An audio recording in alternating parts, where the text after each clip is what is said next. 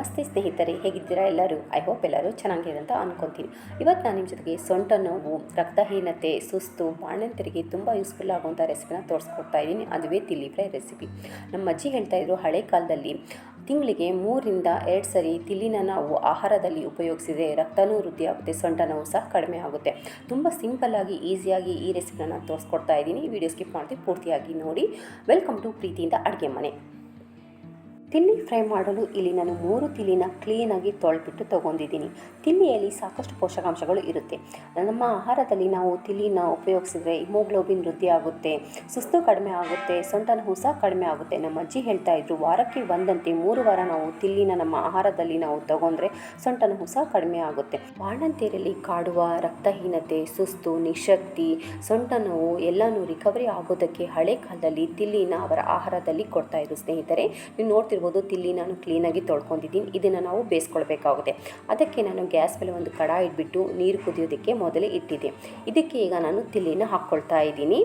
ಈ ರೀತಿ ನಾವು ಬಿಸಿನೀರಲ್ಲಿ ತಿಲ್ಲಿನ ಹಾಕಿಬಿಟ್ಟು ಬೇಯಿಸುವುದರಿಂದ ತಿಲ್ಲಿ ಸ್ವಲ್ಪನೂ ಸ್ಮೆಲ್ ಇರಲ್ಲ, ಟೇಸ್ಟು ಸಹ ಚೆನ್ನಾಗಿ ಬರುತ್ತೆ. ನೀವು ಮೊದಲೇ ಕಟ್ ಮಾಡಿಬಿಟ್ಟು ತಿಲ್ಲಿನ ಬೇಯಿಸಿದ್ರೆ ಸ್ಮೆಲ್ ಬರುತ್ತೆ. ಅದಕ್ಕೋಸ್ಕರ ತಿಲ್ಲಿನ ಮೊದಲಿಗೆ ಬೇಯಿಸ್ಬಿಟ್ಟು ಆಮೇಲೆ ಕಟ್ ಮಾಡ್ಕೊಳ್ಳಿ.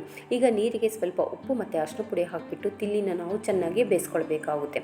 ಸ್ನೇಹಿತರೆ, ಇನ್ನೂ ನೀವು ನನ್ನ ಚಾನಲನ್ನು ಸಬ್ಸ್ಕ್ರೈಬ್ ಮಾಡಿದರೆ ಪ್ಲೀಸ್ ಸಬ್ಸ್ಕ್ರೈಬ್ ಮಾಡ್ಕೊಳ್ಳಿ. ಪಕ್ಕದ ಬೆಲ್ ಬಟನ್ ಕೂಡ ಕ್ಲಿಕ್ ಮಾಡಿ. ಇದರಿಂದ ನಾನು ಹಾಕಿರುವ ಎಲ್ಲ ವಿಡಿಯೋಗಳ ನೋಟಿಫಿಕೇಶನ್ ಮೊದಲೇ ಬರುತ್ತೆ. ಮೊದಲೇ ನನ್ನ ವಿಡಿಯೋಗಳನ್ನು ನೀವು ನೋಡ್ಕೊಳ್ಬೋದು. ತಿಲ್ಲಿನ ನಾನು 5 ನಿಮಿಷ ಚೆನ್ನಾಗಿ ಬೇಯಿಸ್ಕೊಂಡಿದ್ದೀನಿ. ಬೆಂದಿದೆ ಇಲ್ಲ ಅಂತ ಹೇಳ್ಬಿಟ್ಟು ಚೆಕ್ ಮಾಡೋದಕ್ಕೆ ಇಲ್ಲಿ ನಾನು ಟೂತ್ಪಿಕ್ಕಿಂದ ಈ ರೀತಿ ಚುಚ್ಕೊಳ್ತಾ ಇದ್ದೀನಿ. ಒಳಗೆ ತನಕ ಹೋಗಿದೆ, ತಿಲ್ಲಿ ಚೆನ್ನಾಗಿ ಬೆಂದಿದೆ. ನೀವು ಟೂತ್ಪಿಕ್ ಅಥವಾ ಚಾಕುವಿನ ಸಹಾಯದಿಂದ ಈ ರೀತಿ ಚೆಕ್ ಮಾಡ್ಕೊಳ್ಬೋದು. ನೋಡ್ತಿರ್ಬೋದು, ತಿಲ್ಲಿ ಎಲ್ಲ ಚೆನ್ನಾಗಿ ಬೆಂದಿದೆ, ಸ್ವಲ್ಪನೂ ಬ್ಲಡ್ ಹೊರಗಡೆ ಬರ್ತಾ ಇಲ್ಲ. ಇದೀಗ ಆಗಿದೆ. ಇದನ್ನು ಈಗ ಒಂದು ಪ್ಲೇಟಲ್ಲಿ ನಾನು ತಗೊಳ್ತಾ ಇದ್ದೀನಿ. ನೋಡ್ತಿರ್ಬೋದು, ಈ ರೀತಿ ನಾನು ಪ್ಲೇಟಲ್ಲಿ ತಗೊಳ್ತಾ ಇದ್ದೀನಿ. ನಾನು ಟೂತ್ಪಿಕ್ಕಿನಿಂದ ಚುಚ್ಚಿದ್ರೆ ಸ್ವಲ್ಪನೂ ಬ್ಲಡ್ ಹೊರಗಡೆ ಬರ್ತಾ ಇಲ್ಲ, ಎಲ್ಲನೂ ಚೆನ್ನಾಗಿ ಬೆಂದಿದೆ. ಇದನ್ನು ಸ್ವಲ್ಪ ಹೊತ್ತು ತಣ್ಣಗೆ ನಾವು ಆಗಲು ಬಿಡಬೇಕಾಗುತ್ತೆ. ತಣ್ಣಗಾದಮೇಲೆ ಇದನ್ನು ನಾವು ಕಟ್ ಮಾಡ್ಕೊಳ್ಬೇಕು. ನೋಡಿ, ಒಂದು 5 ನಿಮಿಷ ಆಗಿದೆ. ತಿಲ್ಲಿ ಎಲ್ಲ ಚೆನ್ನಾಗಿ ತಣ್ಣಗಾಗಿದೆ. ಇದನ್ನು ಈಗ ನಾವು ಕಟ್ ಮಾಡ್ಕೊಳ್ಬೇಕಾಗುತ್ತೆ. ನಿಮಗೆ ಯಾವ ರೀತಿ ಬೇಕೋ ಆ ರೀತಿ ಕಟ್ ಮಾಡ್ಕೊಳ್ಬೋದು. ಸ್ನೇಹಿತರೆ, ನೀವು ಇದನ್ನು ಸಣ್ಣದಾಗೂ ಕಟ್ ಮಾಡ್ಕೊಳ್ಬೋದು ಅಥವಾ ದೊಡ್ಡದಾಗೂ ಕಟ್ ಮಾಡ್ಕೊಳ್ಬೋದು. ನಾನು ಈ ರೀತಿ ಮೀಡಿಯಮ್ ಸೈಜಲ್ಲಿ ತಿಲ್ಲಿನ ಕಟ್ ಮಾಡ್ಕೊಳ್ತಾ ಇದ್ದೀನಿ. ಸ್ನೇಹಿತರೆ, ನಿಮಗೆ ಈ ರೆಸಿಪಿ ಸ್ವಲ್ಪವಾದರೂ ಇಷ್ಟವಾದರೆ ಪ್ಲೀಸ್ ಲೈಕ್ ಮಾಡಿ, ಶೇರ್ ಮಾಡಿ, ನಿಮ್ಮ ಫ್ಯಾಮಿಲಿ ಮೆಂಬರ್ ಜೊತೆಗೆ ಮತ್ತು ನಿಮ್ಮ ಫ್ರೆಂಡ್ ಜೊತೆಗೆ.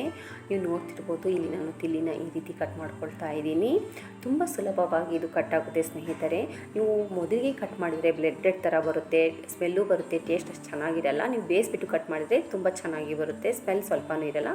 ನೋಡ್ತಿರ್ಬೋದು, ಈ ರೀತಿನ ಕಟ್ ಮಾಡ್ಕೊಂಡಿದ್ದೀನಿ. ಎಲ್ಲನೂ ಇದೇ ರೀತಿ ಕಟ್ ಮಾಡ್ಕೊಂಡಿದ್ದೀನಿ. ನೆಕ್ಸ್ಟ್ ಗ್ಯಾಸ್ ಮೇಲೆ ಒಂದು ಬಾಂಡಿ ಇಟ್ಕೊಂಡಿದ್ದೀನಿ. ಅದಕ್ಕೆ 2ರಿಂದ 3 ಟೇಬಲ್ ಸ್ಪೂನಷ್ಟು ಎಣ್ಣೆನ ಹಾಕ್ಕೊಳ್ತಾ ಇದ್ದೀನಿ. ಎಣ್ಣೆ ಬಿಸಿ ಆದಮೇಲೆ ಇದಕ್ಕೆ ನಾನು 2 ಈರುಳ್ಳಿ ಈ ರೀತಿ ಸ್ಲೈಸ್ ಮಾಡಿಬಿಟ್ಟು ಹಾಕ್ಕೊಳ್ತಾ ಇದ್ದೀನಿ. ನೀವು ಈರುಳ್ಳಿ ಪ್ರಮಾಣ ಜಾಸ್ತಿನೂ ಸಹ ಮಾಡ್ಕೊಳ್ಬೋದು, ಕಡಿಮೆನೂ ಸಹ ಮಾಡ್ಕೊಳ್ಬೋದು. ಇಲ್ಲಿ ನಾನು 2 ಈರುಳ್ಳಿನ ಕಟ್ ಮಾಡಿಬಿಟ್ಟು ಹಾಕ್ಕೊಳ್ತಾ ಇದ್ದೀನಿ. ನಂತರ 2ರಿಂದ 3 ಹಸಿಮೆಣಸಿನಕಾಯಿ ಕಟ್ ಮಾಡಿಬಿಟ್ಟು ಹಾಕ್ಕೊಳ್ತಾ ಇದ್ದೀನಿ. ಮಧ್ಯದಲ್ಲಿ ಸೀಳ್ಬಿಟ್ಟು ಹಾಕ್ಕೊಳ್ತಾ ಇದ್ದೀನಿ. ಸ್ನೇಹಿತರೆ, ಇದನ್ನು ಚೆನ್ನಾಗಿ ನಾವು ಫ್ರೈ ಮಾಡ್ಕೊಳ್ಬೇಕಾಗುತ್ತೆ. ಈರುಳ್ಳಿ ಟ್ರಾನ್ಸ್ಲೂಟ್ ಕಲರ್ ಬರೋವರೆಗೂ ನಾವು ಎಣ್ಣೆಯಲ್ಲಿ ಈರುಳ್ಳಿನ ಚೆನ್ನಾಗಿ ಫ್ರೈ ಮಾಡ್ಕೊಳ್ಬೇಕಾಗುತ್ತೆ. ತುಂಬ ಟೇಸ್ಟಿಯಾಗಿರುತ್ತೆ ಸ್ನೇಹಿತರೆ. ರೊಟ್ಟಿ, ಚಪಾತಿಗೆ ತುಂಬ ಚೆನ್ನಾಗಿರುತ್ತೆ, ಪರೋಟಾಗೂ ಸಹ ತುಂಬ ಚೆನ್ನಾಗಿರುತ್ತೆ. ನೀವು ನೋಡ್ತಿರ್ಬೋದು, ಈರುಳ್ಳಿ ಕಲರ್ ಸ್ವಲ್ಪ ಟ್ರಾನ್ಸ್ಲೂಟ್ ಆಗಿದೆ. ಇದಕ್ಕೆ ಈಗ ನಾನು ಶುಂಠಿ ಬೆಳ್ಳುಳ್ಳಿ ಪೇಸ್ಟ್ ಆಗಿಬಿಟ್ಟು ಹಸಿ ಸ್ಮೆಲ್ ಹೋಗೋವರೆಗೂ ಚೆನ್ನಾಗಿ ಫ್ರೈ ಮಾಡ್ಕೊಳ್ತಾ ಇದ್ದೀನಿ. ಇಲ್ಲಿ ನಾನು ಗ್ಯಾಸ್ ಫ್ಲೇಮ್ ಮೀಡಿಯಮ್ ಇಟ್ಕೊಂಡಿದ್ದೀನಿ. ಸ್ನೇಹಿತರೆ, ಶುಂಠಿ ಬೆಳ್ಳುಳ್ಳಿ ಪೇಸ್ಟ್ ಹಾಕಿ ಚೆನ್ನಾಗಿ ಫ್ರೈ ಮಾಡ್ಕೊಂಡಾದ್ಮೇಲೆ ಇದಕ್ಕೆ ಸ್ವಲ್ಪ ಪೌಡ್ರ್ ಮಸಾಲೆನೂ ಹಾಕ್ಕೊಳ್ತಾ ಇದ್ದೀನಿ. ಅರ್ಧ ಚಮಚದಷ್ಟು ಇಲ್ಲಿ ನಾನು ಅಷ್ಟು ಪುಡಿ ಹಾಕ್ಕೊಳ್ತಾ ಇದ್ದೀನಿ. 1 ಚಮಚದಷ್ಟು ಧನಿಯಾನ ನಾನು ಉಳಿದ್ಬಿಟ್ಟು ಈ ರೀತಿ ಕ್ರಷ್ ಮಾಡಿಬಿಟ್ಟು ಹಾಕ್ಕೊಳ್ತಾ ಇದ್ದೀನಿ. ನೀವು ಬೇಕಾದ್ರೆ ಪೌಡ್ರ್ ಸಹ ಹಾಕ್ಕೊಳ್ಬೋದು. ಇಲ್ಲಿ ನಾನು ಕ್ರಷ್ ಮಾಡಿ ಹಾಕೋದರಿಂದ ಟೇಸ್ಟ್ ತುಂಬಾ ಚೆನ್ನಾಗಿರುತ್ತೆ. 1 ಟೀ ಚಮಚದಷ್ಟು ಮೆಣಸಿನಕಾಳು ಪೌಡರ್ ಹಾಕ್ಕೊಳ್ತಾ ಇದ್ದೀನಿ. 1 ಟೀ ಚಮಚದಷ್ಟು ಜೀರಿಗೆ ಪೌಡರ್ ಹಾಕ್ಕೊಳ್ತಾ ಇದ್ದೀನಿ. 1 ಟೀ ಚಮಚದಷ್ಟು ಗರಂ ಮಸಾಲಾನ ಹಾಕ್ಕೊಳ್ತಾ ಇದ್ದೀನಿ. ಎಲ್ಲನೂ ಚೆನ್ನಾಗಿ ಮಿಕ್ಸ್ ಮಾಡ್ಕೊಳ್ತಾ ಮಸಾಲೆಗಳನ್ನು ಫ್ರೈ ಮಾಡ್ಕೊಳ್ಬೇಕಾಗುತ್ತೆ. ಚೆನ್ನಾಗಿ ಫ್ರೈ ಮಾಡ್ಕೊಂಡಾದಮೇಲೆ ಇದಕ್ಕೆ ನಾನು ಟೊಮೆಟೊ ಹಾಕ್ಕೊಳ್ತಾ ಇದ್ದೀನಿ. ಇಲ್ಲಿ 1 ದೊಡ್ಡ ಸೈಜ್ನ ಟೊಮೆಟೊ ನಾನು ಸಣ್ಣದಾಗಿ ಕಟ್ ಮಾಡಿಬಿಟ್ಟು ಹಾಕ್ಕೊಳ್ತಾ ಇದ್ದೀನಿ. ನಂತರ ಸ್ವಲ್ಪ ಪುದೀನ ಮತ್ತು ಕೊತ್ತಂಬರಿ ಸಣ್ಣದಾಗಿ ಕಟ್ ಮಾಡಿಬಿಟ್ಟು ಸಹ ಹಾಕ್ಕೊಳ್ತಾ ಇದ್ದೀನಿ. ಹಾಕ್ಬಿಟ್ಟು ಚೆನ್ನಾಗಿ ಮಿಕ್ಸ್ ಮಾಡ್ಕೊಳ್ತಾ ಇದ್ದೀನಿ. ಚೆನ್ನಾಗಿ ಮಿಕ್ಸ್ ಮಾಡ್ಕೊಂಡಾದ್ಮೇಲೆ ಇದಕ್ಕೆ ರುಚಿಗೆ ತಕ್ಕಷ್ಟು ಉಪ್ಪು ಹಾಕ್ಕೊಳ್ತಾ ಇದ್ದೀನಿ.